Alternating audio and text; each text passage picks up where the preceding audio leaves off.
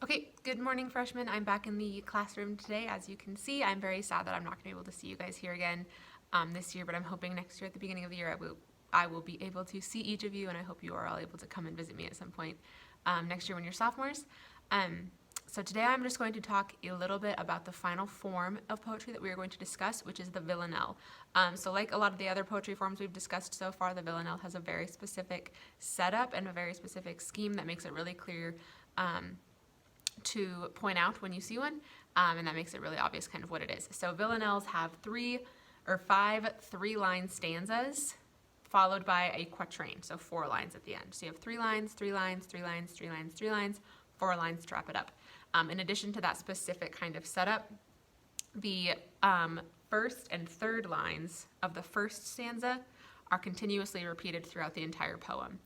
So you see that repetition quite a bit throughout the rest of the poem. They use those first and third lines in the first stanza, and they'll either be the last line of the remaining stanzas alternating, or maybe they'll be the second line alternating of the rest of the stanzas.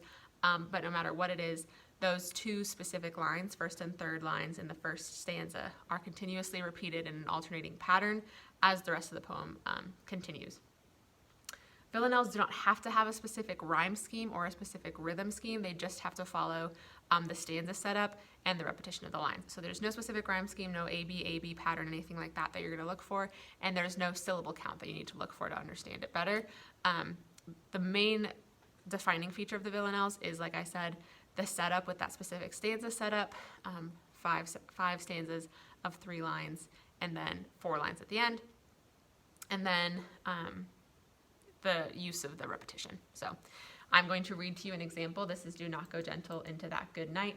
It is a poem by Dylan Thomas. It's a really common poem. I'm sure you've heard it before. It is probably my favorite poem, and it's kind of just about living life to the fullest and not accepting death, but kind of pushing back against it and really living as fully as you can this one life that we've been given on earth. So I'm going to read this poem to you and then demonstrate how it's a villanelle. So the first stanza, do not go gentle into that good night. Old age burn and rave at close of day.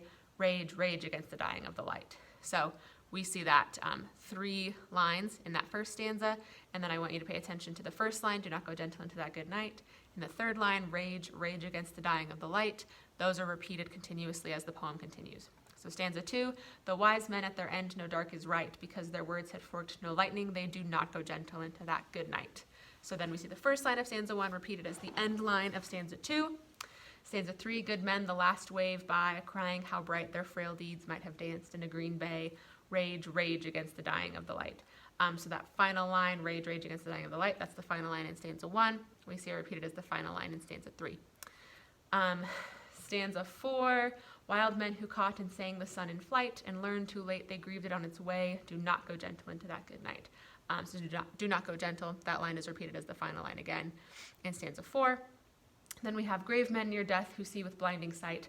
Blind eyes could blaze like meteors and be gay. Rage, rage against the dying of the light. So again, rage, rage is repeated. Very end of the 5th stanza. And then stanza 6 is 4 lines. And you, my father, there on that sad height, curse, bless me now with your fierce tears, I pray. Do not go gentle into that good night. Rage, rage against the dying of the light. So there's that final repetition. Do not go gentle and rage, rage, where those are at the very end. And then we see that 4-line wrap up. Thomas does use a rhyme scheme in this villanelle. Like I said, you don't necessarily have to, but he continuously makes the first and third lines of each stanza rhyme. And it always either rhymes with light or night, because those are the repeated words because of the repeated lines. So that's an example of a villanelle. Again, this goes right along with your slides, so make sure that you're looking at these slides, referring to them, look at the example poems that I've posted. That will help you better understand it. But yeah, that's just what a villanelle is, kind of summed up for you guys, and that kind of wraps up the forms that we want to focus on for this unit. There are many other forms that exist, but for our purposes, we are just looking at these 5: villanelle, haiku, sonnet, free verse, and blank verse. And then remember that there are 3 types of poem: descriptive, lyric, and narrative. So you want to make sure that you're understanding what category each of those poems fall under. Do Not Go Gentle Into That Good Night would be considered a lyric poem because it is much more emotional. It's not telling a story, it's not describing something, but it's very much expressing his personal feelings about his father's impending death and his desire that his father live life to the fullest. So that's a lyric poem.